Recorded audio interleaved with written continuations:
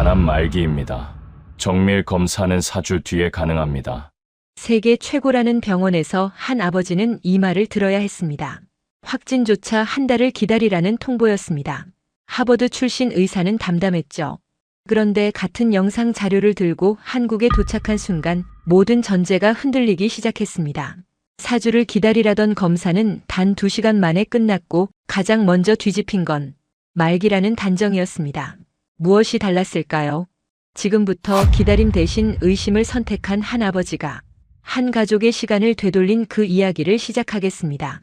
구독과 좋아요는 아주 큰 힘이 됩니다. 지금 어디에서 듣고 계신지 댓글로 알려주세요. 그럼 지금 사연 시작하겠습니다. 저는 데이비드 밀러입니다. 미국 동부에서 금융 컨설턴트로 일하고 있죠. 제 직업은 숫자와 리스크를 관리하는 겁니다. 불확실성을 최소화하고 모든 변수를 예측 가능한 범위 안에 두는 것. 그게 제가 지난 30년간 해온 일이에요.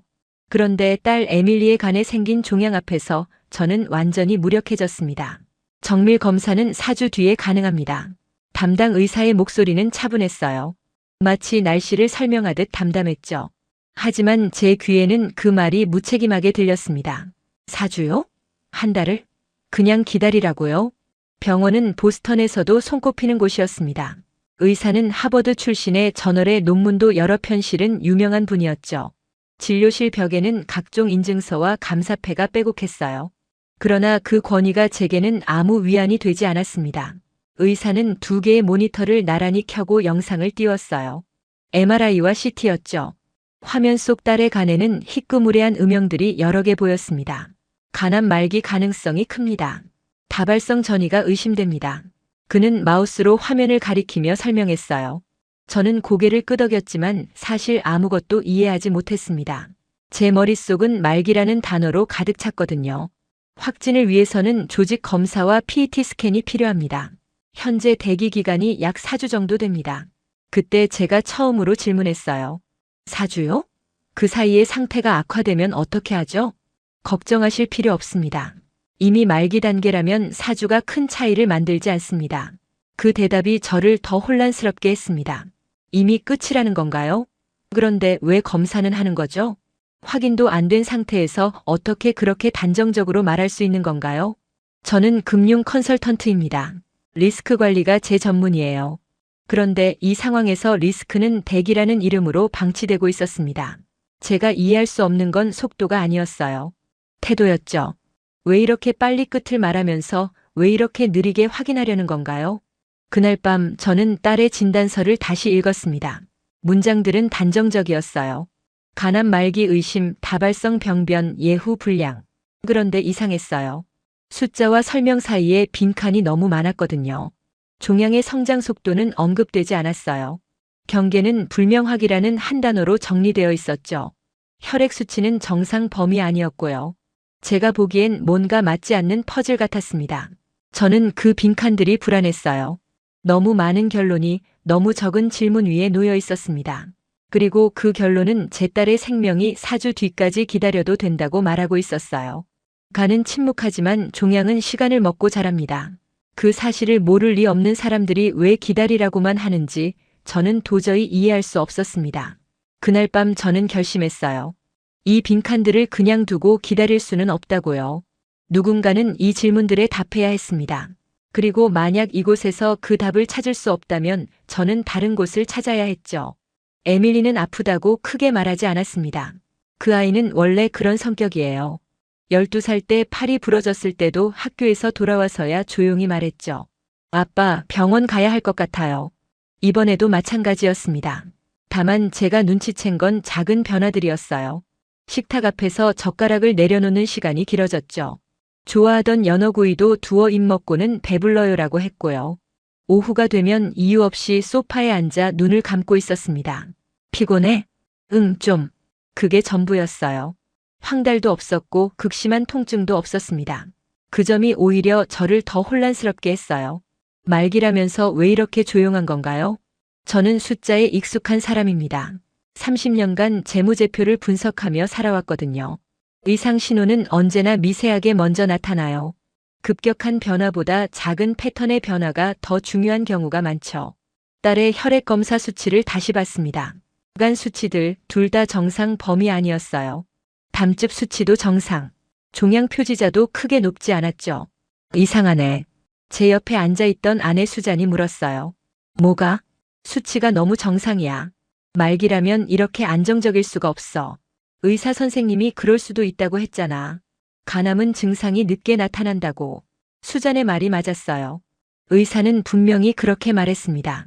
간암에서도 이런 경우가 있습니다. 초기엔 수치가 정상인 경우도 많습니다. 하지만 저는 마음속으로 적어두었어요. 이따와 대부분 그렇다는 다릅니다. 예외는 존재하죠. 그리고 만약 제 딸이 그 예외라면요? 저는 다시 진단서를 펼쳤습니다. 이번엔 더 꼼꼼하게 읽었어요. 다발성 병변 경계 불규칙. 그런데 크기가 명확하지 않았어요. 약 23cm라고만 적혀 있었죠. 정확한 측정치가 없었습니다. 전이성 간세포암고도 의심. 그런데 원발 병소는 어디죠? 진단서 어디에도 그 설명이 없었어요. 간암이 전이됐다면 처음 시작된 곳이 있어야 하는데 그게 보이지 않았습니다. 조직 검사 결과도 이상했습니다. 단 한 번의 생검. 그것도 가장 큰 병변 하나에서만 채취했어요. 나머지 병변들은요? 같은 종양이라고 어떻게 확신하죠? 영상 판독도 한 명의 전문의가 했습니다. 두 번째 검토는 없었어요. 불필요하다는 게 병원 측 설명이었죠. 전이 판단은 의심이었습니다. 확진이 아니라 의심. 그런데 치료 계획은 이미 말기를 전제로 짜여 있었어요.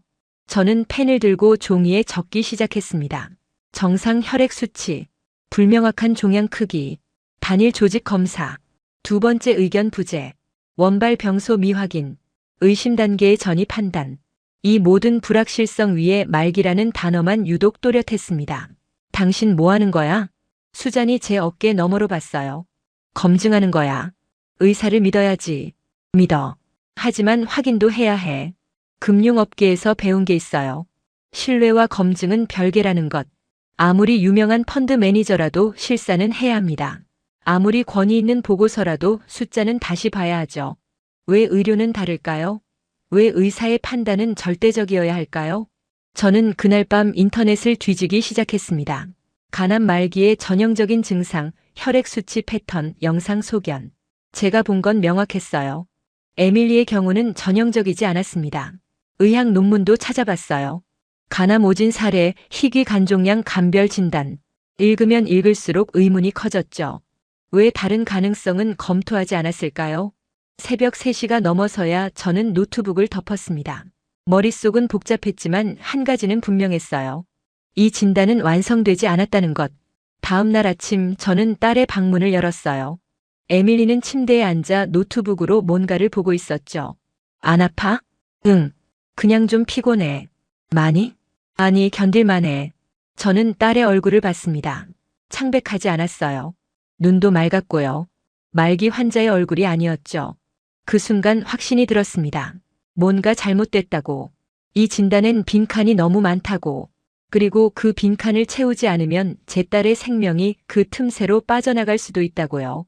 저는 기다림이 아니라 검증이 필요한 순간이라고 느꼈습니다. 그리고 그 판단이 이후 모든 선택의 출발점이 되었죠. 하지만 어디서 시작해야 할까요? 미국에서 두 번째 의견을 받으면 또 4주를 기다려야 합니다. 다른 주의 유명 병원에 연락해봤지만 한 달 후에 예약 가능하다는 답변뿐이었어요. 저는 그날 밤 책상 앞에 앉아 세계 지도를 펼쳤습니다. 어디에 답이 있을까요? 그리고 그 답을 찾기 위해 저는 얼마나 멀리 갈 수 있을까요? 한국행을 결정한 건 계산이었습니다. 감정이 아니라 데이터였죠. 저는 일주일 동안 자료를 모았어요. 국가별 간종양 치료 성과, 5년 생존율, 검사 대기 시간, 의료 시스템 효율성, 스프레드시트에 숫자를 채워넣고 비교했죠. 한국의 수치는 놀라웠습니다. 간암 수술 성공률은 미국과 비슷하거나 더 높았어요. 그런데 검사 대기 시간은 10분의 1 수준이었죠. 두 번째 의견을 구하는 시스템도 활성화되어 있었고요. 수자는 처음엔 반대했어요. 하지만 제가 정리한 자료를 보여주자 더 이상 말하지 않았습니다. 자료는 감정을 허락하지 않았거든요. 제 딸의 생명 앞에서 자존심이나 편견은 사치였어요. 일주일 후 저희는 인천공항에 도착했습니다. 비행기에서 내리자마자 느낀 건 속도였어요. 입국 심사, 짐 찾기, 모든 게 빨랐죠. 사람들은 서두르는 것처럼 보였지만 사실은 효율적으로 움직이는 거였어요. 택시 기사는 영어를 거의 못했지만 제가 보여준 병원 주소를 보자마자 고개를 끄덕였습니다. 서울 거리는 복잡했지만 질서가 있었어요. 신호등이 바뀌면 모든 차가 동시에 멈췄고 보행자들은 빠르게 건넜죠. 미국에서는 볼 수 없는 리듬이었습니다. 병원에 도착했을 때는 오후 2시였어요. 국제진료센터는 예상보다 조용했습니다. 로비는 넓고 깨끗했고 안내 데스크 직원은 유창한 영어로 예약을 확인했죠. 저는 두툼한 파일을 건넸어요. 미국에서 받은 모든 검사 결과, 영상 자료, 진단서. 직원은 빠르게 훑어보더니 말했습니다. 30분 후에 담당 교수님 만나실 수 있습니다. 30분이요? 미국에서는 접수만 1시간 걸렸는데요. 대기실에서 기다리는 동안 에밀리가 제 손을 잡았어요. 20분쯤 지났을 때 간호사가 저희를 불렀습니다. 진료실은 생각보다 넓었어요. 큰 모니터 3대가 벽에 걸려 있었고 책상 위에는 이미 에밀리의 영상 자료가 펼쳐져 있었죠. 담당 교수는 50대로 보이는 남자였습니다. 안경을 쓰고 있었고 악수할 때 손이 따뜻했어요. 밀러 씨, 처음 뵙겠습니다. 김 교수입니다. 자료 미리 검토했습니다. 미국에서 간암 말기 진단 받으셨죠? 네, 그런데 의문이 있어서요. 수치랑 증상이 맞지 않아서. 김 교수는 고개를 끄덕이며 모니터를 켰습니다. 맞습니다. 저도 봤어요. 그래서 우선 오늘 다시 보겠습니다. 그 말이 이상하게 가슴을 쳤습니다. 다시라는 단어. 이미 결론이 난 사건을 다시 보겠다는 태도. 지금부터 정밀 초음파하고 조형 증강 MRI 다시 찍겠습니다. 2시간이면 됩니다. 2시간이요? 미국에서는 4주를 기다리라고 했는데요. 영상 판독이 시작됐습니다. 김 교수는 화면을 천천히 넘겼어요. 확대하고 비교하고 각도를 바꿔가며 봤죠. 옆에 있던 젊은 의사가 뭔가를 메모했고요. 이 병변 경계가 명확합니다. 미국 진단서에는 불규칙하다고 나왔는데 각도 문제입니다. 이렇게 보면 그가 영상을 돌렸어요. 같은 병변이었지만 각도가 바뀌자 경계가 또렷하게 보였습니다. 그리고 이건 조직 밀도입니다. 전형적인 간암보다 낮아요. 악성도가 낮을 가능성이 있다는 뜻입니다. 물론 확실하진 않아요. 그래서 다시 검사하는 겁니다. 정확히 2시간 10분 후 모든 검사가 끝났습니다. 에밀리는 검사실에서 나와 조금 피곤해 보였지만 괜찮았어요. 간호사의 안내를 받아 다시 김 교수 앞에 앉았습니다. 그는 새로 찍은 영상과 미국 영상을 나란히 띄워놓고 있었어요. 밀러 씨, 결과 나왔습니다. 저는 숨을 참았어요. 수잔이 제 손을 꽉 잡았죠. 말기라고 단정하긴 어렵습니다. 물론 간암이 맞습니다. 하지만 전이가 아니라 다발성 원발성일 가능성이 큽니다. 그리고 성장 속도가 매우 느립니다. 김 교수는 화면을 확대했어요. 미국 영상과 비교해보면 3개월 동안 크기 변화가 거의 없어요. 말기 간암이라면 이렇게 안정적일 수 없죠. 4주를 기다리라던 검사. 여기선 2시간이었습니다. 그런데 그건 속도만의 문제가 아니었어요. 집중이었죠. 그 짧은 시간 동안 이곳의 의료진은 결론을 서두르지 않았습니다. 밖으로 나왔을 때 하늘은 어두워지고 있었어요. 병원 앞 거리에는 사람들이 분주하게 오갔죠. 저는 그 풍경을 보며 생각했습니다. 빠른 게 아니라 정확한 거라고. 그리고 그 차이가 제 딸의 운명을 바꿀 수도 있다고요. 그날 밤 호텔방에서 저는 잠들지 못했습니다. 미국 병원의 진단은 틀리지 않았을지도 몰라요. 통계적으로는 말기 판단이 합리적이었거든요. 다발성 음영, 비전형적 위치, 희귀 가능성은 낮은 확률. 교과서적으로 보면 충분히 그렇게 결론 내릴 수 있었죠. 하지만 한국 의사는 다른 질문을 던졌습니다. 이 환자가 이 나이에 이 수치로 왜 말기여야 합니까? 그 질문이 저를 잠 못 들게 했어요. 왜 미국 의사는 그 질문을 하지 않았을까요? 보스턴 병원 의사는 하버드를 나왔고 20년 경력의 전문가였습니다. 수많은 간암 환자를 봤을 거예요. 그런데 왜 그는 의심하지 않았을까요? 새벽 3시 저는 침대에서 일어나 노트북을 켰습니다. 미국 의사가 보낸 이메일을 다시 읽었어요. 추가 검사는 불필요합니다. 영상 소견이 명확합니다. 명확하다. 그 단어가 저를 불편하게 했죠. 옆 침대에서 에밀리가 뒤척였어요. 아이는 꿈을 꾸고 있었습니다. 평화로운 얼굴이었죠. 저는 그 얼굴을 보며 다짐했어요. 이 아이를 지켜야 한다고. 다음 날 아침 김 교수와의 두 번째 상담이 있었습니다. 그는 더 많은 자료를 준비해 놨어요. 비슷한 사례들, 희귀 간종양 논문들, 통계 자료들. 책상 위에는 두툼한 파일이 여러 개 쌓여 있었죠. 밀러 씨, 어젯밤 잘 주무셨어요? 아니요. 계속 생각했습니다. 뭘요? 미국 의사가 왜 틀렸는지요. 김 교수는 고개를 저었어요. 밀러 씨, 미국 의사 잘못이 아닙니다. 그분들은 최선을 다했을 겁니다. 그럼 뭐가 문제였나요? 김 교수는 잠시 생각하더니 천천히 말했어요. 시스템입니다. 많이 보는 유형에 익숙해지면 보이지 않는 유형을 놓치게 되죠. 이건 의료계 전체의 문제입니다. 한국도 마찬가지고요. 그는 화면에 그래프를 띄웠어요. 막대 그래프였는데 간암 환자들의 유형별 분포를 보여주고 있었죠. 간암 환자 100명 중 95명은 전형적인 패턴을 보입니다. 그래서 의사들은 자연스럽게 그 패턴을 찾게 되죠. 교육도 그렇게 받고 경험도 그렇게 쌓이니까요. 나머지 5명은요? 애매하다고 처리되거나 전형적인 틀에 끼워 맞춰집니다. 저는 고개를 끄덕였어요. 이해가 됐거든요. 제 딸이 그 5%인가요? 아마도요. 정확히는 조직 검사 결과를 봐야 알겠지만 지금까지 본 것만으로는 그럴 가능성이 큽니다. 김 교수는 잠시 멈췄다가 말을 이었어요. 밀러 씨, 제가 하고 싶은 말은 이겁니다. 미국 병원은 훌륭합니다. 세계 최고 수준이죠. 저희도 많이 배웠습니다. 하지만 최고라는 게 항상 옳다는 뜻은 아닙니다. 권위가 있다고 해서 의심하지 말아야 한다는 뜻도 아니고요. 그 말이 묘하게 와닿았어요. 저도 금융업계에서 비슷한 걸 봤거든요. 2008년 리먼 브라더스 파산. 150년 역사의 투자은행이 하루아침에 무너졌죠. 모두가 믿었던 곳이었어요. 너무 크고 너무 유명해서 아무도 의심하지 않았죠. 그리고 그게 재앙이 됐습니다. 그럼 왜 한국은 달랐나요? 왜 여기선 다시 봤나요? 김 교수는 잠시 생각하더니 솔직하게 웃었어요. 솔직히 말하면 저희는 덜 자신만만합니다. 미국처럼 권위가 강하지 않으니까요. 그래서 오히려 항상 의심하고 다시 보게 되죠. 좋게 말하면 신중한 거고 나쁘게 말하면 자신감이 없는 겁니다. 하지만 그게 제 딸을 살릴 수도 있잖아요. 네. 때로는 겸손히 생명을 구합니다. 그날 오후 조직 검사가 예정돼 있었습니다. 에밀리는 불안해했지만 용감했어요. 대기실에서 제 손을 꼭 잡으며 말했죠. 아빠 많이 아플까? 조금은.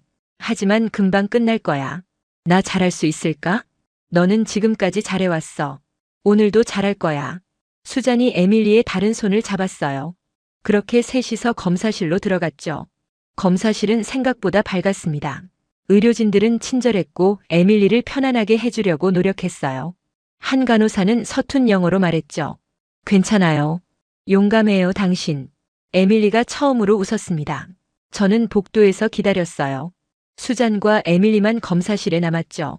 30분이 지나고 1시간이 지났습니다. 복도 의자는 딱딱했지만 저는 움직이지 않았어요. 창밖으로 서울 거리가 보였습니다. 사람들은 바쁘게 걸어 다녔고 차들은 질서정연하게 움직였죠. 모든 게 돌아가고 있었습니다. 제 딸의 생사가 결정되는 동안에도요. 1시간 15분 후 검사실 문이 열렸습니다. 에밀리가 나왔어요. 피곤해 보였지만 괜찮다고 했죠. 수잔이 제 어깨를 두드렸습니다. 잘했어. 우리 딸 정말 용감했어. 간호사는 결과가 이틀 후에 나온다고 했어요. 이틀. 미국에서는 일주일이 걸린다고 했는데요. 호텔로 돌아오는 택시 안에서 수잔이 물었어요. 결과가 나쁘면 어떡하지? 그래도 우리는 최선을 다한 거야. 의심했고 질문했고 다시 봤잖아. 맞아. 적어도 후회는 없을 거야. 저는 창밖을 보며 생각했습니다. 권위라는 게 뭘까요? 유명한 병원, 저명한 의사, 화려한 경력. 그게 정답을 보장하나요? 아니었어요. 권위는 때로 장벽이 될 수 있었습니다. 질문을 막는 벽, 의심을 허락하지 않는 벽, 다르게 볼 가능성을 차단하는 벽. 그날 밤 저는 깨달았어요. 의료의 적은 무능이 아니라 익숙함일 수 있다는 것을. 너무 많이 봐서 너무 자주 봐서 다르게 볼 수 없게 되는 것. 그리고 그 익숙함이 권위라는 이름으로 포장될 때 그게 가장 위험하다는 것을요. 이틀 동안 저희는 서울을 걸어 다녔습니다. 에밀리는 생각보다 활기찼어요. 명동 거리를 구경하고 떡볶이도 먹어봤죠. 처음엔 매워서 물을 벌컥벌컥 마셨지만 곧 익숙해졌어요. 수잔은 화장품 가게에서 시간을 보냈고 저는 서점을 둘러봤습니다. 저는 그 모습들을 보며 희망을 느꼈습니다. 제 딸은 살아 있었어요. 웃고 걷고 먹고 있었죠. 말기 환자처럼 보이지 않았습니다. 사흘째 되는 날 아침 병원에서 연락이 왔습니다. 결과 나왔습니다. 오늘 오후 2시에 오실 수 있으세요? 저는 떨리는 손으로 전화를 끊었어요. 드디어 답을 알게 되는 순간이었죠. 그 답이 제 딸의 미래를, 저희 가족의 미래를 결정할 거였습니다. 오후 1시 30분 저희는 병원에 도착했습니다. 30분을 일찍 왔지만 기다릴 수밖에 없었어요. 대기실 시계는 너무 느리게 움직였죠. 에밀리는 제 옆에 조용히 앉아 있었어요. 수자는 계속 손가락을 만지작거렸고요. 저는 그냥 천장을 봤습니다. 형광등이 희미하게 깜빡였죠. 아빠 무서워. 에밀리가 작은 목소리로 말했어요. 나도. 정말? 응. 하지만 우리 함께니까 괜찮아. 2시 정각 간호사가 저희를 불렀습니다. 진료실 문을 열고 들어갔을 때 김 교수는 이미 앉아 있었어요. 그의 표정에서는 아무것도 읽을 수 없었습니다. 책상 위에는 서류들이 펼쳐져 있었고 모니터에는 조직 사진이 떠 있었죠. 저희는 자리에 앉았습니다. 심장이 너무 빠르게 뛰어서 숨쉬기가 힘들 정도였어요. 김 교수가 서류를 들어 올렸습니다. 조직 재검 결과가 나왔습니다. 저는 숨을 참았어요. 간암이 맞습니다. 그 순간 세상이 멈춘 것 같았어요. 수잔이 작게 신음했고 에밀리는 제 손을 더 세게 잡았죠. 하지만 김 교수가 말을 이었어요. 등급과 성격이 다릅니다. 미국 진단과는 완전히 다릅니다. 무슨 말씀이신가요? 김 교수는 모니터를 돌려 저희에게 보여줬어요. 조직 사진이 확대되어 있었죠. 이건 저등급 희귀 간종양입니다. 섬유판층 간세포암이라고 불리는 종류예요. 매우 드물죠. 간암 환자 100명 중 1명 정도입니다. 그게 좋은 건가요? 나쁜 건가요? 좋은 겁니다. 아주 좋은 거예요. 김 교수는 화면을 넘겼어요. 그래프와 숫자들이 나타났죠. 이 종양은 성장 속도가 매우 느립니다. 전형적인 간암이 6개월에 2배로 자란다면 이건 2년에 걸쳐 자라죠. 그리고 전이도 거의 안 합니다. 전이가 안 된다고요? 네. 저희가 정밀 검사를 다시 했는데 전이는 확인되지 않았습니다. 미국에서 전이로 의심했던 병변들은 모두 독립적인 원발 종양이었어요. 다발성이지만 각각 독립적인 거죠. 말기라는 전제가 그 순간 무너졌습니다. 수잔이 울기 시작했어요. 조용히 하지만 멈출 수 없이요. 김 교수는 계속 설명했습니다. 수술 가능합니다. 완전 절제 가능하고요. 간의 70%를 보존할 수 있어요. 그리고 완치 가능성은 그가 잠시 멈췄어요. 90% 이상입니다. 90%. 저는 그 숫자를 다시 되뇌었어요. 미국에서는 말기, 예후 불량, 완치 불가라고 했는데요. 확실한 건가요? 네. 3명의 병리 전문의가 독립적으로 판독했습니다. 모두 같은 결론이었어요. 저는 에밀리를 바라봤습니다. 그 아이는 울지 않았어요. 그저 깊게 숨을 들이마셨죠. 마치 오랫동안 숨을 참고 있다가 처음으로 숨을 쉬는 것처럼요. 언제 수술할 수 있나요? 빠르면 다음 주입니다. 하지만 급하지 않아요. 이 종양은 천천히 자라니까 준비할 시간은 충분합니다. 김 교수는 또 다른 서류를 꺼냈어요. 수술 계획서입니다. 읽어보시고 질문 있으면 언제든 연락 주세요. 그리고 이건 그가 두꺼운 파일을 건넸죠. 비슷한 케이스들입니다. 5년 생존율, 재발률, 모든 데이터가 들어있어요. 밀러 씨는 숫자로 이해하는 게 편하실 것 같아서요. 그 순간 저는 깨달았습니다. 이 의사는 저를 이해하고 있었어요. 제가 금융 컨설턴트라는 것, 숫자로 생각하는 사람이라는 것, 확실한 데이터가 필요하다는 것을요. 진료실을 나왔을 때 다리가 후들거렸습니다. 수자는 계속 울고 있었고 에밀리는 멍하니 서 있었어요. 저는 벽에 기대섰죠. 살 수 있어. 수잔이 떨리는 목소리로 말했어요. 우리 딸이 살 수 있어. 복도 끝 창문으로 햇빛이 들어왔습니다. 따뜻했어요. 저는 그 빛을 보며 생각했죠. 한 달 전만 해도 모든 게 끝났다고 생각했는데 지금은 시작이라고 말하고 있다고요. 그날 저녁 호텔방에서 저는 김 교수가 준 파일을 읽었습니다. 200페이지가 넘는 자료였어요. 비슷한 환자 50명의 케이스, 수술 결과, 추적 관찰 데이터. 숫자들은 명확했죠. 5년 생존율 92%, 10년 생존율 85%, 재발률 8%. 그것도 대부분 초기에 발견되어 재수술로 완치 가능한 경우들이었어요. 저는 노트북을 열어 미국 병원에 이메일을 썼습니다. 한국에서 받은 진단 결과를 보냈죠. 그리고 물었어요. 왜 이 가능성을 검토하지 않았나요? 답장은 이틀 후에 왔습니다. 짧았어요. 희귀한 케이스입니다. 초기 영상 소견만으로는 감별이 어려웠습니다.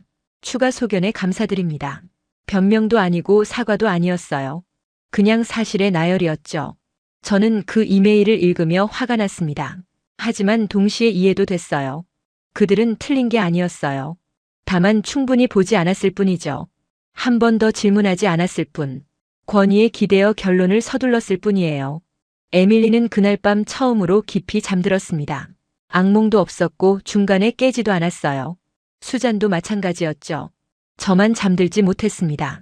하지만 불안해서가 아니었어요. 감사해서였죠. 제가 의심했던 것, 질문했던 것, 포기하지 않았던 것, 그 모든 선택들이 제 딸을 살렸다는 사실이에요. 창밖으로 서울의 야경이 보였습니다. 빌딩들의 불빛이 반짝였고 거리는 여전히 움직이고 있었어요. 이 도시 어딘가에서 또 다른 가족이 비슷한 고민을 하고 있을 거예요. 진단을 믿어야 할지 의심해야 할지요. 저는 그들에게 말하고 싶었습니다. 의심하라고, 질문하라고, 권위에 굴복하지 말라고요. 수술 전날 밤 저는 병실 창밖을 바라봤습니다. 서울의 불빛이 보였어요. 질서정연했고 과하지 않았죠. 이 도시처럼 이 병원도 서두르지 않았습니다. 빠르지만 조급하지 않았어요. 에밀리는 침대에 누워 천장을 보고 있었습니다. 내일 아침 7시에 수술이었죠. 마취과 의사가 이미 다녀갔고 간호사도 최종 체크를 마쳤어요. 아빠 무서워. 당연하지. 나도 무서워. 정말로? 응. 하지만 무서운 게 나쁜 건 아니야. 조심하게 만드니까. 에밀리가 제 손을 잡았어요. 미국에서 수술했으면 어땠을까? 저는 잠시 생각했습니다. 모르겠어. 하지만 여기서 하는 게 맞는 것 같아. 왜? 여기선 우리 말을 들어줬거든. 수잔이 과일을 깎아 가져왔어요. 사과였는데 토끼 모양으로 예쁘게 만들었죠. 한국 간호사가 가르쳐 줬대요. 내일이면 끝이야. 그리고 우리 집으로 돌아가는 거야. 수잔의 목소리는 밝았지만 눈은 붉어 있었어요. 다음 날 아침 6시 수술실 앞에 섰습니다. 에밀리는 수술복을 입고 침대에 누워 있었어요.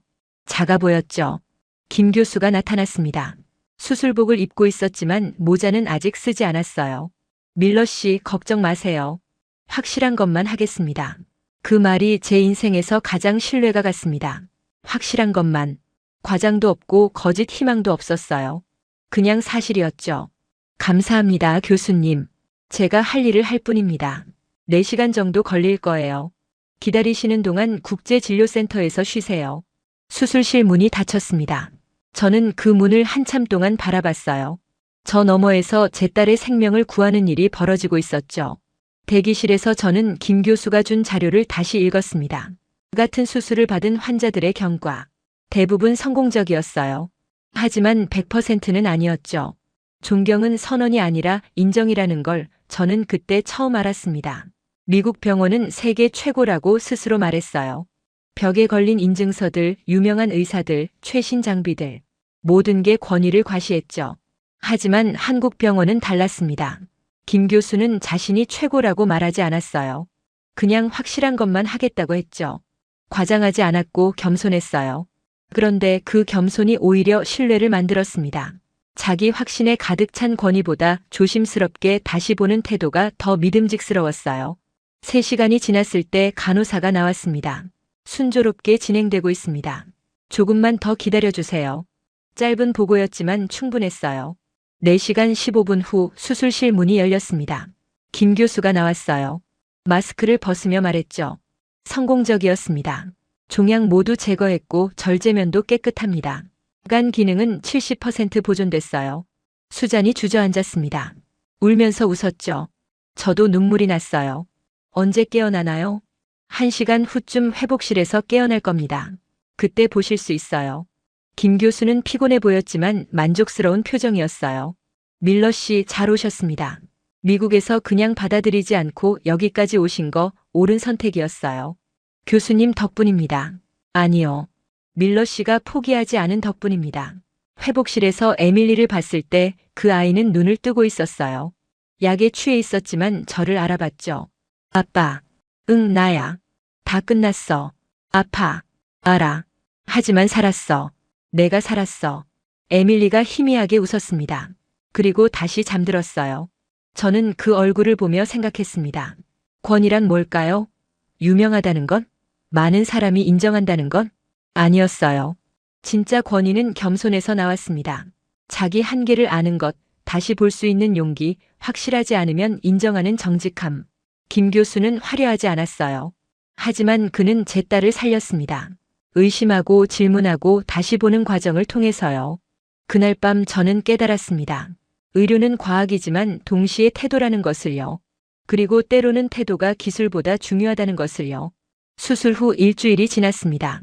에밀리는 빠르게 회복하고 있었어요. 처음 이틀은 힘들어했지만 셋째 날부터는 스스로 걷기 시작했죠. 간호사들은 놀라워했어요. 빠른 회복이라고 했죠. 저는 그게 당연하다고 생각했습니다. 말기가 아니었으니까요. 몸은 알고 있었던 거예요. 살 수 있다는 걸요.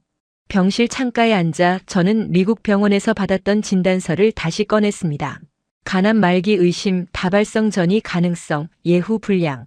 그 진단서의 빈칸들이 다시 보였어요. 종양 크기 불명확, 성장 속도 미기재, 조직 유형 미상세. 처음 이 진단서를 받았을 때 느꼈던 그 불안함이 떠올랐죠. 숫자와 설명 사이의 공백들. 너무 많은 결론이 너무 적은 질문 위에 놓여 있던 것들. 그 빈칸들 사이로 제 딸의 생명이 빠져나갈 뻔했습니다. 김 교수가 회진을 돌다가 제 옆에 섰어요. 미국 진단서요. 다시 보니 빈칸이 너무 많네요. 김 교수는 진단서를 받아 훑어봤습니다. 빈칸이 나쁜 건 아닙니다. 의학은 불확실성으로 가득하니까요. 문제는 그 빈칸을 인정하지 않는 거죠. 이 진단서는 빈칸이 많은데도 결론은 단정적입니다. 모르는 걸 모른다고 하지 않고 확신으로 채워버린 거예요. 김 교수의 말이 정확했습니다. 의학에서 가장 위험한 건 착각이었죠. 안다고 착각하는 것, 확실하다고 착각하는 것. 저는 고개를 끄덕였습니다. 금융에서도 마찬가지였거든요. 2008년 금융위기도 그렇게 시작됐죠. 모두가 안다고 착각했던 것들이 무너지면서요. 일주일 후 최종 병리 검사 결과가 나왔습니다. 절제된 조직을 모두 검사한 거였죠. 완전 절제가 확인됐어요. 잔류 종양도 없고 림프절 전이도 없었습니다. 간 재생도 이미 시작됐고요. 김 교수는 모레쯤 퇴원 가능하다고 했습니다. 그리고 3개월 후 추적 검사 한 번이면 된다고요. 에밀리는 침대에서 책을 읽고 있었어요. 얼굴에 혈색이 돌았고 눈도 맑았죠. 2주 전에 그 아이와는 완전히 달랐습니다. 한국 병원식도 잘 먹었어요. 미역국, 호박죽, 찜닭. 처음엔 낯설어했지만 이제는 좋아했죠. 퇴원 전날 저는 국제진료센터에 들렀습니다. 청구서를 정리하러요. 총 비용은 미국에서 예상했던 금액의 3분의 1도 안 됐어요. 수술, 입원, 모든 검사 포함해서요. 더 나은 진단, 더 빠른 치료, 더 낮은 비용. 저는 그 조합이 믿기지 않았습니다. 퇴원하는 날 아침 김 교수가 마지막 인사를 하러 왔어요. 저는 악수를 청하며 물었습니다. 교수님, 왜 다시 보셨나요? 미국 진단을 그냥 믿을 수도 있었잖아요. 김 교수는 잠시 생각하더니 말했어요. 빈칸이 보였으니까요. 그리고 빈칸은 질문을 요구하거든요. 공항으로 가는 택시 안에서 저는 서울을 바라봤습니다. 이 도시에서 제 딸은 다시 살았어요. 미국에서는 포기하라고 했던 생명이요. 수잔이 제 손을 잡았고 에밀리는 뒷좌석에서 잠들어 있었어요. 평화로운 얼굴이었죠. 미국으로 돌아온 뒤 주치의를 만났습니다. 한국 수술 결과를 보여줬죠. 그는 이 경우는 드뭅니다라고 말했어요. 저는 속으로 답했습니다. 그래서 더 봤어야 했다고. 드물다는 게 불가능하다는 뜻이 아니다라고요. 주치의는 앞으로 추적 관찰을 자기가 하겠다고 했습니다.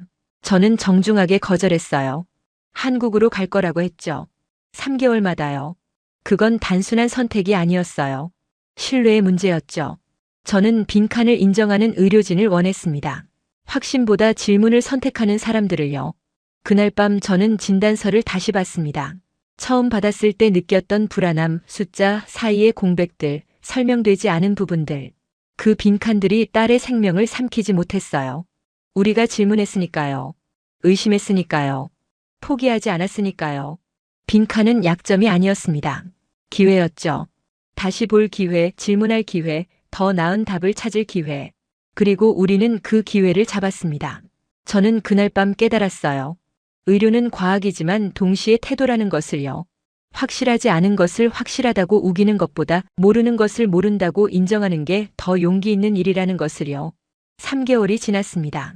저는 다시 서울에 있었어요. 에밀리의 첫 번째 추적 검사를 위해서였죠. 약속했던 대로 3개월마다 한국으로 왔습니다. 김 교수는 새로 찍은 영상들을 보며 고개를 끄덕였어요. 깨끗합니다. 재발 없고 간 기능도 완전히 회복됐어요. 95% 수준입니다. 에밀리는 제 옆에 앉아 미소 지었죠. 그 아이는 완전히 건강했어요. 학교도 다시 다니고 친구들과도 잘 지냈습니다. 말기 진단을 받았던 그 아이가 맞나 싶을 정도였죠. 다음 검사는 3개월 후에 하시면 됩니다. 검사를 마치고 병원을 나왔을 때 저는 에밀리에게 물었습니다. 기억나? 처음 여기 왔을 때? 응. 무서웠어. 나도. 근데 우리 포기 안 했잖아. 에밀리가 제 손을 잡았어요. 고마워, 아빠. 저는 아무 말도 할 수 없었습니다. 목이 메었거든요. 그날 오후 저는 혼자 병원 근처를 걸었습니다. 3개월 전 이곳에서 에밀리가 수술받았을 때의 기억이 떠올랐어요. 그리고 그보다 더 전 처음 이곳에 왔을 때요. 불안했고 절박했고 동시에 희망을 품고 있었죠. 그때의 저는 기다리지 않기로 결심했습니다. 4주를 기다리라던 검사, 권위 있는 병원의 단정적인 진단. 그 모든 것에 의문을 품기로 했죠. 그리고 그 선택이 딸을 살렸습니다. 카페에 앉아 커피를 마시며 생각했어요. 만약 그때 기다렸다면 어땠을까요? 4주를 그냥 참았다면요? 아마 에밀리는 지금 여기 없었을 겁니다. 말기라는 낙인이 찍혔을 거고 완치 가능성은 사라졌을 거예요. 6개월째 검사도 깨끗했습니다. 9개월째도 마찬가지였고요. 김 교수는 매번 만날 때마다 만족스러운 표정을 지었어요. 저는 3개월마다 태평양을 건넸습니다. 14시간 비행, 시차 적응, 업무 조정. 불편했지만 후회는 없었어요. 동료들은 이해하지 못했습니다. 데이비드, 미국에서도 검사할 수 있잖아. 왜 굳이 그렇게 멀리 가? 저는 간단히 대답했어요. 신뢰 때문이에요. 미국 의사를 못 믿는 건가? 그게 아니라 시스템의 문제예요. 한국에선 제 질문을 들어줬거든요. 대부분은 고개를 끄덕이면서도 완전히 이해하지는 못하는 것 같았어요. 괜찮았습니다. 경험하지 않으면 알 수 없는 것들이 있으니까요. 1년이 지났을 때 에밀리의 4번째 추적 검사 결과도 완벽했습니다. 김 교수는 이번엔 특별한 말을 했어요. 밀러 씨, 이제 완치 판정입니다. 1년 동안 재발이 없었으니 앞으로는 6개월마다 검사하셔도 됩니다.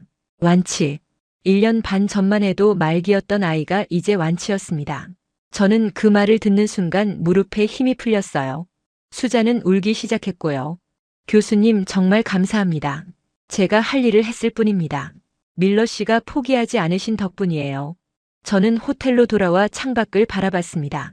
서울의 밤 풍경은 여전히 아름다웠어요. 이 도시가 제 딸을 살렸죠. 아니, 정확히는 이 도시의 한 의사가 질문할 용기를 가졌기에 가능했던 일이었어요.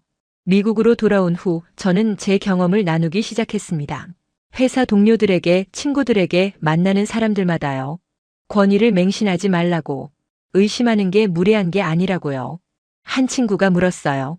그래도 미국 의료가 세계 최고 아냐? 맞아요.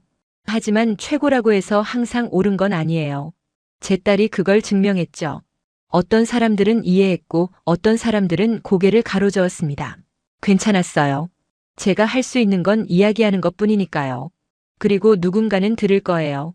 언젠가 비슷한 상황에 처했을 때 제 이야기를 기억하고 질문할 용기를 낼 거라고 믿었습니다. 저는 회사에서 작은 변화도 만들었어요. 임직원 건강검진 프로그램에 세컨드 오피니언 항목을 추가했죠. 비용이 조금 늘었지만 가치가 있었습니다. 지난주 에밀리가 대학 입학 허가서를 받았습니다. 생물학을 전공하고 싶대요. 의학을 공부할지도 모른다고요. 왜 의학이야? 살리고 싶어서. 나처럼 포기당할 뻔한 사람들. 저는 딸을 꽉 안았습니다. 이 아이는 살았을 뿐만 아니라 더 강해졌어요. 경험이 그 아이를 무너뜨리지 않고 세웠던 거죠. 내가 좋은 의사가 될 거야. 질문할 줄 아는 의사. 아빠처럼요. 나보다 더 나은 사람이 될 거야. 이제 저는 확신합니다. 확신이 빠를수록 질문은 늦춰야 한다고. 권위가 클수록 의심은 필요하다고. 통계가 생명을 대신할 수는 없다고요. 4주를 기다리라던 검사. 한국에선 2시간이었습니다. 그 2시간이 한 가족의 미래를 바꿨어요. 그리고 그 선택은 제 인생에서 가장 중요한 결정이 됐죠. 저는 그 선택을 다음에도 반복할 겁니다. 6개월마다 태평양을 건너는 것도, 질문하고 의심하는 것도, 포기하지 않는 것도요. 기다리지 않는 것, 질문하는 것, 의심하는 것. 그게 제가 배운 가장 중요한 교훈입니다. 제 딸은 살았습니다. 제가 포기하지 않았기 때문이에요. 그리고 한국의 한 의사가 빈칸을 인정했기 때문이죠. 이제 에밀리는 매일 아침 저에게 말합니다. 좋은 하루 보내, 아빠. 그 말을 들을 때마다 저는 생각해요. 우리가 올바른 질문을 던졌다는 것을요. 그리고 그 질문이 생명을 구했다는 것을요. 영상 재밌게 보셨다면 구독과 좋아요 부탁드립니다. 그리고 한국을 응원하신다면 댓글로 대한민국 만세를 남겨주세요. 감사합니다.